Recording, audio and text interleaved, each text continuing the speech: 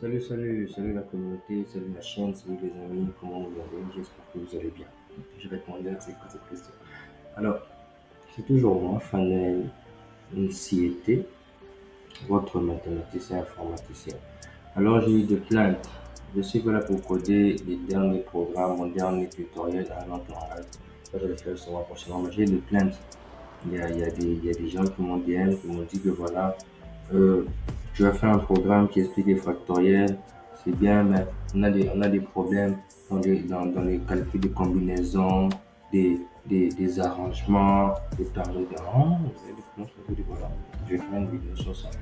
Et c'est l'objet de cette vidéo parce que ici, nous allons comprendre les arrangements et les combinaisons. Ce sera un guide pratique avec du code en C. Bon, toujours en C, je peux le faire en Python, en d'autres langages, mais bon, j'aime bien le C. Je suis développeur C. Voilà, je suis développeur C. Alors, aujourd'hui, nous allons parler d'un concept fascinant en mathématiques qui est l'application des factoriels dans les arrangements et les combinaisons. Ces concepts sont très importants car ils sont largement utilisés dans divers domaines tels que la statistique, la probabilité et bien d'autres. Même en informatique, en réseau, les factoriels interviennent. Alors, on va voir la première des choses, les arrangements. Un arrangement est une sélection ordonnée, j'insiste bien sûr, ordonnée d'objets parmi un ensemble. Ordonnée, je vais revenir. La formule pour calculer un arrangement est arrangement de un objet parmi R ensemble est égal à factoriel de n sur factoriel de n moins R. Par exemple, le nombre d'arrangements de 5 objets pris 3 à la fois et arrangement de 5 objets pris 3 à la fois, je dis comme ça, est égal à factoriel de 5 sur factoriel de 5 moins 3 qui est égal à 60. Factoriel de 5 vaut 120, 5 moins 3 c'est 2, factoriel de 2 c'est 1 fois 2, 2, 120 divisé par 2 c'est 60. Si vous ne me croyez pas, regardez la dernière vidéo. Bon, c'est la dernière vidéo que j'ai postée avant celle-ci, j'ai expliqué comment calculer les factoriels. On a même codé un programme pour calculer les factoriels. Super, alors, maintenant que nous avons une bonne compréhension des arrangements, codons un programme qui demandera à l'utilisateur d'entrer deux nombres et de calculer leur arrangement.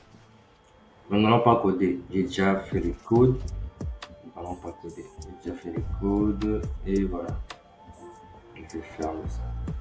Ok, voilà. Donc, toujours la classique, include stdio.h, long factoriel ici. Je déclare encore ma fonction factorielle comme je l'avais fait dans la dernière vidéo. Sauf qu'ici, je n'ai pas pris le cas où n est égal à 1. Juste pris le cas où n est égal à 0, on retourne 1 parce que la factorielle de 0 est 1 par convention. D'après ce qu'on a dit. D'après ce qu'on dit. Je déclare ma fonction. Je déclare la fonction arrangement. Ok. Je déclare la fonction arrangement. Je prends la variable factorial. Bon, factorial.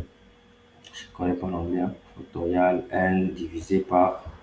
Je vais prendre la factorielle de n. Il va les diviser sur la factorielle de n moins r. Exactement ce qu'on a vu dans la formule. Toujours des points virgule à la fin de chaque instruction.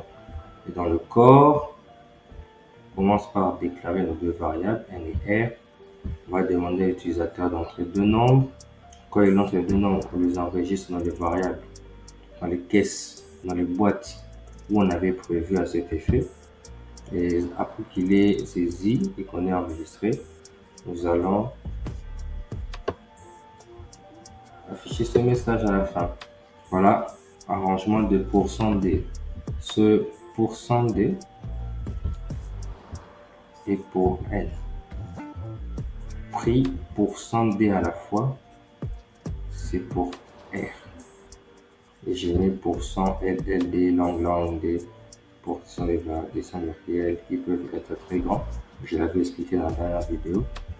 Le slash n, c'est pour le retour à la ligne. Je prends les deux variables. Je prends ma fonction finale. Et si le programme marche très bien, on retournera 0 à la fin. Alors, on va exécuter. On va prendre notre exemple. On va entrer deux nombres. Alors, on va commencer par entrer 5. Et puis, on va entrer 3. Et voilà. Arrangement de 5 objets, pris 3 à la fois. Je vais zoomer. OK. Entre deux nombres, j'entre 5 et 3. Arrangement de 5 objets pris 3 à la fois égale 60. On va calculer. Je fais un Enter. Je ferme ici. Et on revient ici. Alors, les combinaisons. Passons maintenant aux combinaisons. Une combinaison est une sélection non ordonnée. Non ordonnée. Alors, une petite parenthèse pour mes amis qui sont élèves, pour ceux-là qui m'ont dit qu'ils avaient des difficultés. Alors, comment différencier lors d'un problème, lors d'un énoncé, que ici on doit calculer les arrangements et ici on doit calculer les combinaisons. C'est avec ce mot, ces deux groupes de mots, ces deux mots. Ordonné, excusez-moi, et non ordonné. Ok?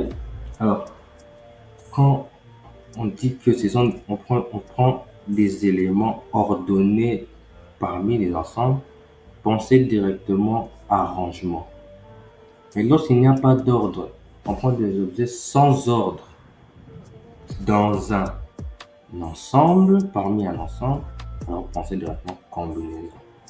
Ça reste juste sur ce mot-là, ce nom-là. Ordonné, arrangement. Non ordonné, combinaison. Alors la formule pour calculer une combinaison est combinaison de n éléments pris dans R ensemble est égal à factoriel de n sur la factorielle de R multiplié par la factorielle de n moins R. C'est un peu comme si vous prenez juste la formule de l'arrangement et au dénominateur, vous multipliez juste par la factorielle de R. Alors, par exemple, le nombre de combinaisons de 5 objets pris 3 à la fois et combinaison de 5 objets pris 3 à la fois est factoriel de 5 sur factoriel de 3 multiplié par factoriel de 5 moins 3. Factoriel de 5 nous donne 120. Factoriel de 5 moins 3 nous donne factoriel de 2 qui nous donne 1 fois 2, 2. Factoriel de 3 nous donne 1 fois 2 fois 3 qui nous donne 6. 3 fois 2, 6 fois 2 plutôt, ça fait 12. Et 120 divisé par 12 nous donne 10. On va le vérifier. Alors, maintenant que nous avons une bonne compréhension des combinaisons, nous allons coder un programme qui va demander à l'utilisateur d'entrer deux nombres et de calculer leur combinaison. J'aurais vraiment aimé coder, mais souvent, comme vous le remarquez, comme vous l'entendez, mon ordinateur ne va toujours pas bien. Voilà ce qui arrive lorsqu'on veut être programmeur avec une machine, avec un PC qui n'est pas adapté à cela. Alors, on va revenir dans le code. J'aime bien Dev C++. Et c'est la même chose. Include studio, ici, c'est la fonction pour la factorielle. Ici, j'ai mis combinaison en anglais, combination. Ok, ça prend toujours en paramètre int n et int r. La formule est la factorielle de n sur factorielle de r multiplié par factorielle de n moins r.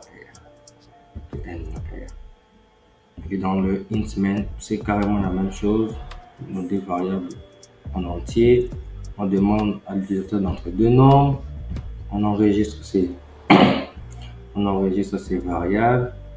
Et à la fin, on sort ceci. Combinaison de %d objet pour la variable n pris %d à la fois pour la variable r est égal à %ld anti/n donne la réponse pour ces deux variables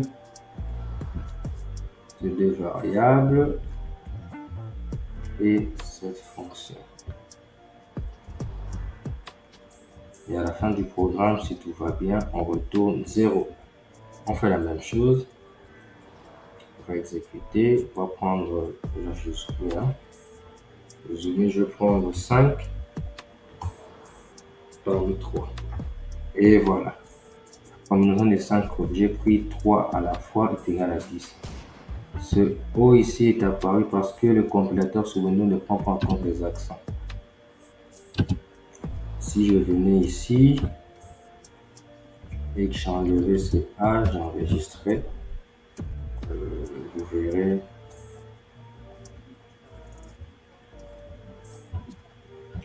5, 3, 5, et voilà. Le A est apparu comme je l'ai écrit. Alors, c'est fini. On va conclure. Ok, là, ça fait le bout. Je ne sais pas quel bout j'ai choisi. Voilà.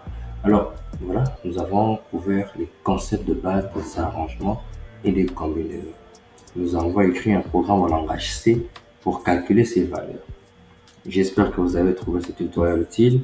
N'hésitez pas à pratiquer ces concepts et à essayer de coder votre propre programme. Merci de m'avoir regardé et à la prochaine fois. Pour ceux qui ne l'ont pas encore fait, veuillez vous abonner à la chaîne. C'est encore une jeune chaîne. Je ferai tout pour atteindre le sommet et tout cela dépendra de vous. Alors, merci et à la prochaine. Bye.